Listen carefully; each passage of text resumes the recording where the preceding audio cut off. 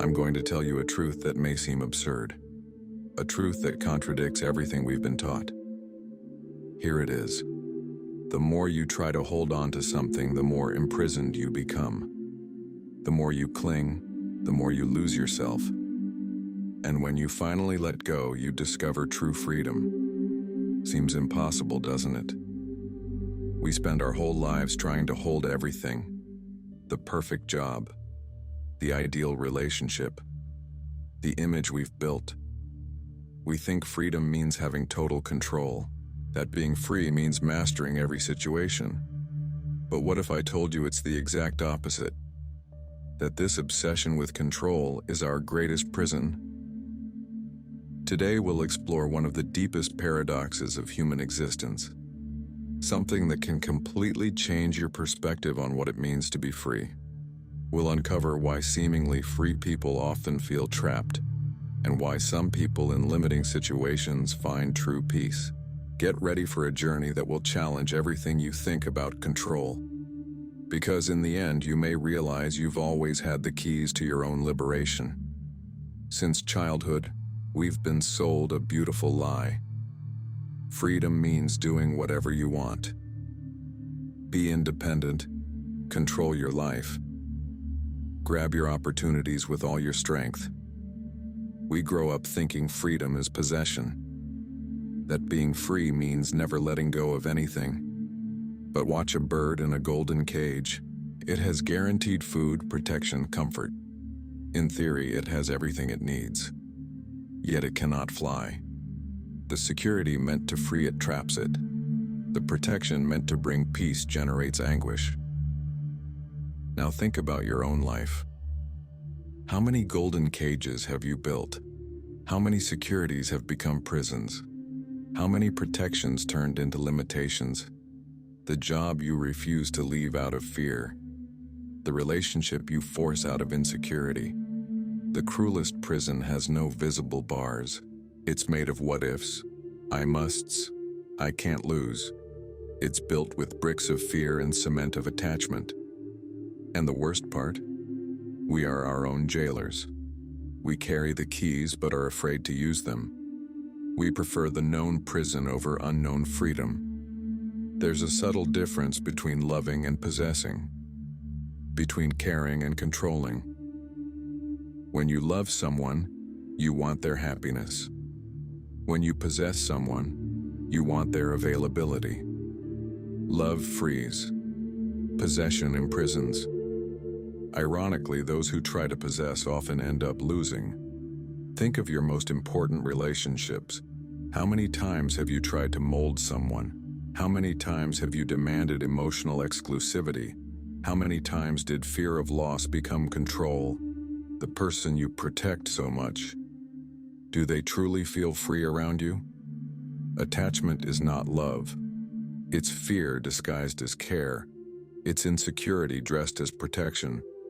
When you truly love someone, you want them to fly, even if it's far from you, even if it hurts at first.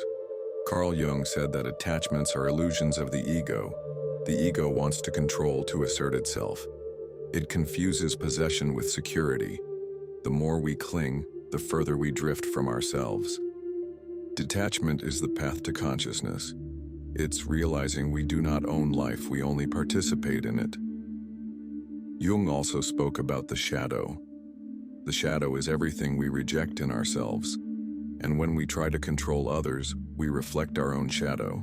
Detachment forces us to face the shadow. Letting go often means looking inward and accepting without fear, without guilt.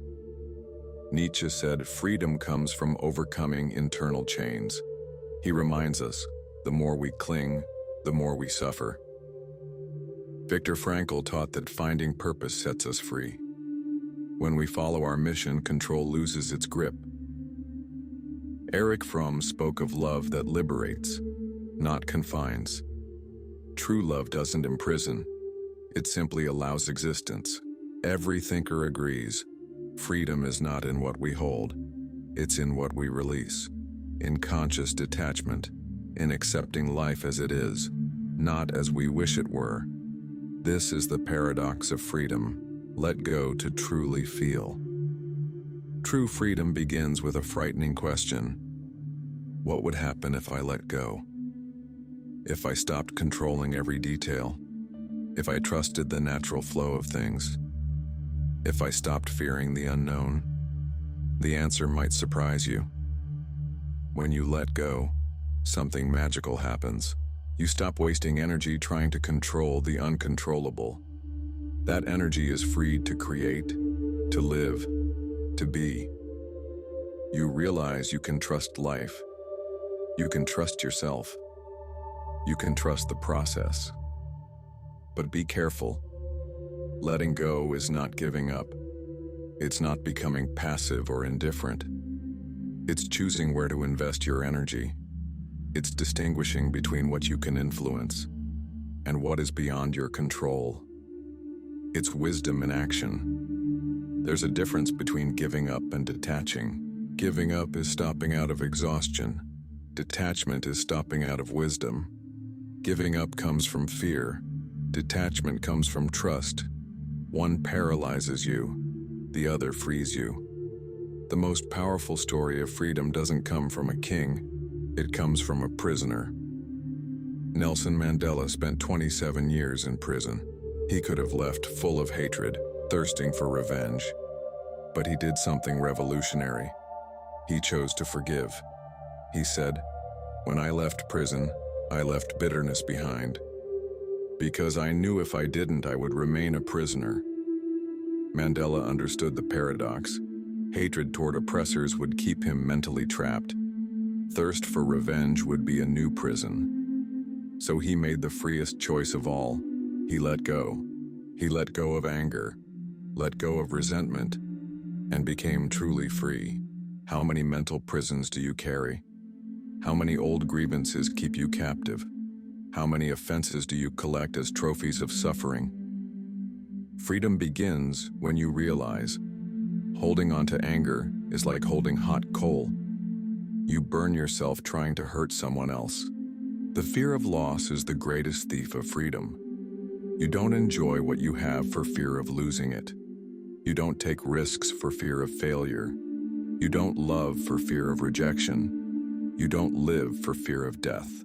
Fear keeps you alive but doesn't let you truly live. But what if you reversed the question instead of, what could I lose? What could I gain by letting go? Instead of, what if it fails? What if it succeeds? Freedom lies on the other side of fear. Look at nature. Trees let go of leaves in autumn, not out of giving up, but out of wisdom. They know holding old leaves prevents the new from emerging. Renewal requires release. Growth requires the courage to let go. Freedom is not a destination, it's a daily practice. Choosing every day between control and trust, between attachment and love, between the known prison and unknown freedom. It's a muscle that must be exercised, an art that must be practiced. The greatest discovery about freedom is this: you are already free. Always have been. The prisons are illusions you created yourself. The chains are fears you forged. The key has always been in your hands. The question is, do you have the courage to use it? Freedom is not being able to do everything.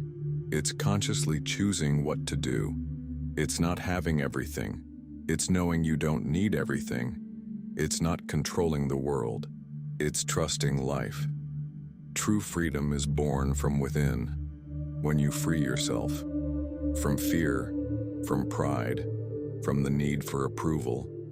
When you stop being a prisoner of your own thoughts, then you touch the essence of freedom. A freedom no one can take away, because it doesn't depend on external circumstances.